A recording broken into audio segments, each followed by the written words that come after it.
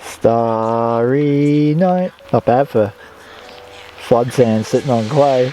This result in my pan right here is exactly why we have brought out the beast of the mini long tom, which I know is an oxymoron. Because today we're on Reedy Creek and we're in a beautiful clay pan area that is yielding quite a lot of gold for almost no digging. In high flood, the water pushes gravel across this thick, sticky clay, and this thick, sticky clay has been here for a while, and it basically works like sticky tape, trapping gold. So we don't even have to dig big holes. We literally are just going to scrape that top layer of gravel off, and we should get a decent amount of gold. A lot of people ask me, what if I don't have bedrock in my area? And my next answer is find clay, and that's what we've done here. This clay is acting as a false bottom.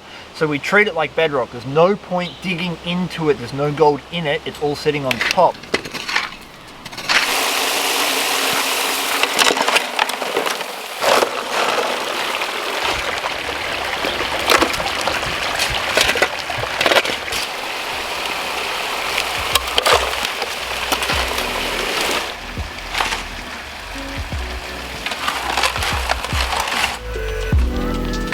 It's Tiny Pipe Ned Kelly. I found the lost grave of Ned. Yeah, if you can get through this clay pile.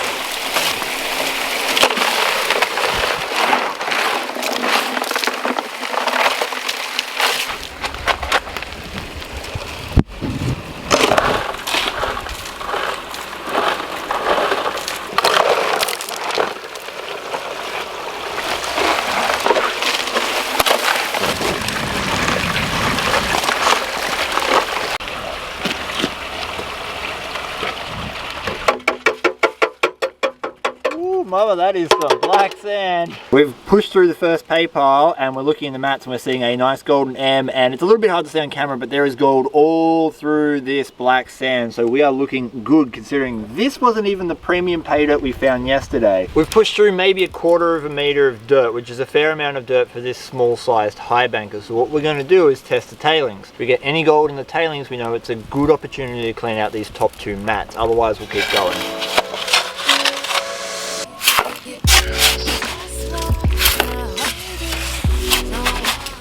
We are 100% going to get black sand. We want to see the absence of gold.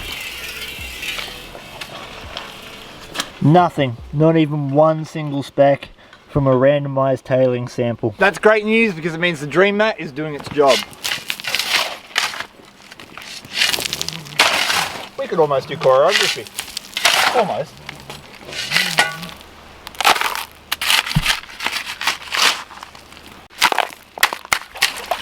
We've moved over a bit, so we're doing a test pan.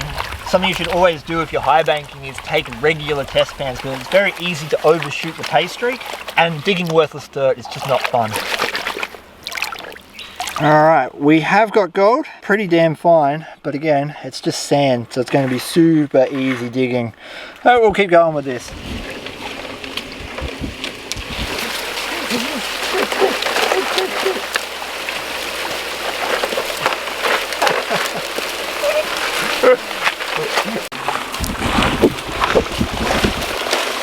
I've just come to the conclusion that what all a high banker or a sluice or a gold pan is a bush ATM.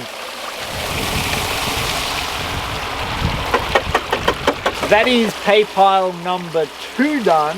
We're going to let it self-clear for just a little bit and we'll check the mat. They are not looking too shabby at all. There is gold all through that black sand. I have a surprise. I bought the boys lunch. Got to keep the employees happy with some muffins. You gotta put your glass down. We did a tailings test and we got 3 specks of gold, only small ones, but that tells us that we have overloaded our sluice, and next time we won't run 2 full piles. We are going to do a full clean out of the top 2 sluices, and from now on, after every pile, we're going to clean out just the top mat, and that should prevent any losses going down the rest of the run.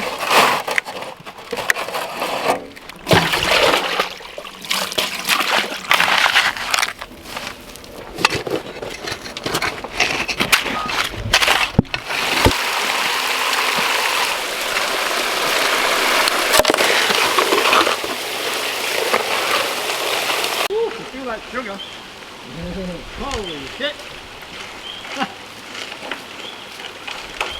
Powered by muffins! Ah!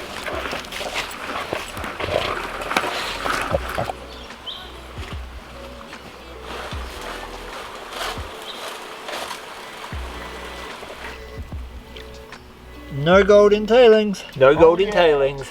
Yeah! We're still digging away here, and with any luck we're going to see some pretty decent gold at the end of it. Now Reedy Creek gold is extremely fine. It's very rare that you will find nuggets here. They do happen, but just not often. And the gold that we're pulling out of the ground averages between 97 and 98% purity. It's some of the most pure gold in the entire world. And this is what makes Reedy Creek so special.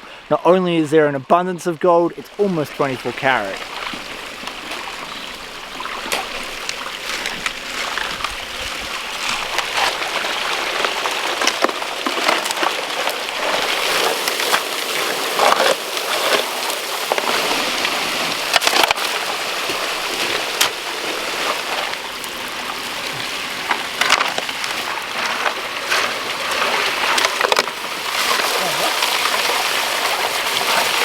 I just wanted to see if I could show you guys what these concentrates are actually looking like.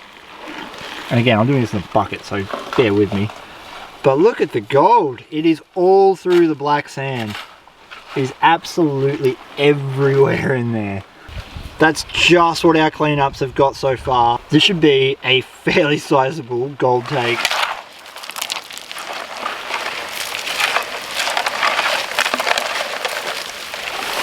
That's our fourth pile, and we're all done. So we're going to do the final cleaning out of all the mats, and then we get to go home, put it through the blue ball, and see how good we did today. And I think it's going to be pretty good. There's a decent accumulation in there, and there's some fine gold up in the letters. It is looking good. This is the cons from the second sluice mat. We are 100% expecting gold in it. We just want to have a little squeeze. So we should see a little bit of gold in this. Being the second mat, that's exactly what it's there for. And we didn't clean it out for 3 of the 4 runs. That's actually not too bad. That means we are catching primarily probably 95+% of our gold in that top little short mat. Reedy Creek gold is so flat and thin that it sits on and in the black sand, not under it. So this is definitely an at-home cleanup job with the blue ball and my classifiers. I'm going to try and spin it back, but really all you're going to see is gold all through black sand. You're not going to see a big tail yet. And it also has to be said that none of this black sand is magnetic because it's tin. Just trying to get any kind of tail of gold. It's a happy smile coming out at the top. Starry night. Not bad for flood sand sitting on clay. Have to get the gold out. So let's go home. Beers, blue bowl, and clean up. We are now home, and we're going to start processing these concentrates through the blue bowl. However, Mick, keen-eyed Mick, has been doing his old eagle eye thing, and like the pretty ones. He's found some stuff. So this is one of the things. It's probably not the most impressive thing he's found, but it is damn pretty. Look at that gemstone. That is nice. But that is not all he's found. Look at the size of this bad boy. Another beautiful gem, and an ironstone specimen. And I'm glad he found that, because like Mick was just saying, it's very unlikely that that would have stuck around in the blue bowl. It would have been washed into our tailings. What a score! To get the super fine gold out of these concentrates, we need to run it through a blue bowl. To make that blue bowl work, we need to run it through a series of classifiers.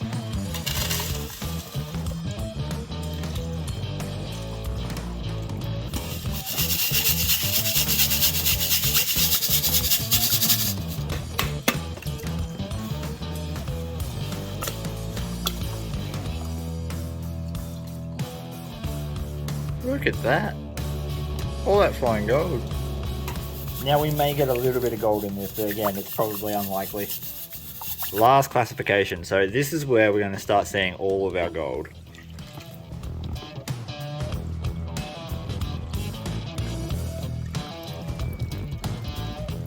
This is our plus 50 minus 30 mesh, and I can see little pieces of gold in there. Again, we will get some, but not a lot. Most of our gold is going to be in this bad boy, and this is what we're tipping straight into the blue ball.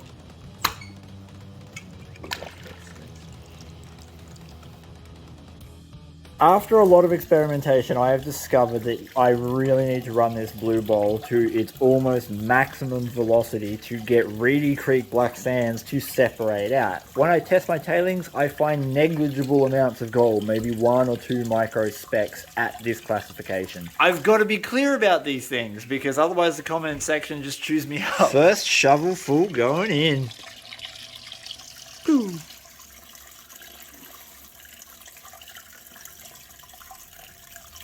The jet dry is starting to make this a little bit hard to see, but basically a blue bowl works with centrifugal force, and lighter things are going to work their way to the middle of the bowl, like you can see happening just here. They're going to walk their way up the cone and fall through the center into a catch bucket below. And so we'll leave this for probably 15 minutes and we'll have a bunch of gold to show you. Oh, we've got nice gold forming on the edge. Look at that. While the blue bowl does its thing and Mick picks through gemstones, I'm going to start processing the plus 50 mesh, minus 30 mesh concentrates. Plus 50, minus 30 mesh gold is all cleaned up. We didn't get too many pieces, but that's about normal for where we were working. The blue bowl has done a fantastic job and we have got gold everywhere. It has done the majority of the work for us. There's a little bit of black sand left in it. Just look at that. Pretty much 100% pure gold on the outside. We've got a little ring of black sand in the middle. That'll be super easy to pan up.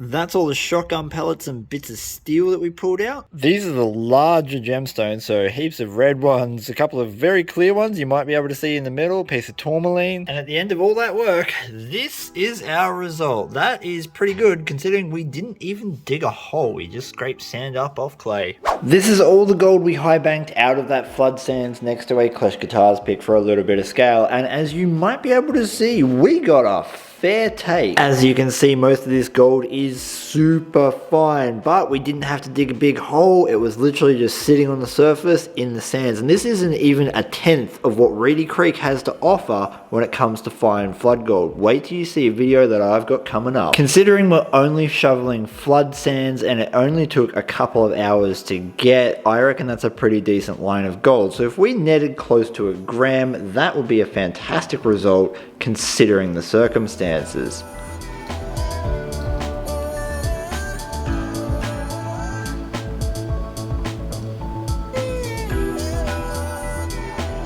Woo, climb baby, climb baby, climb baby, climb.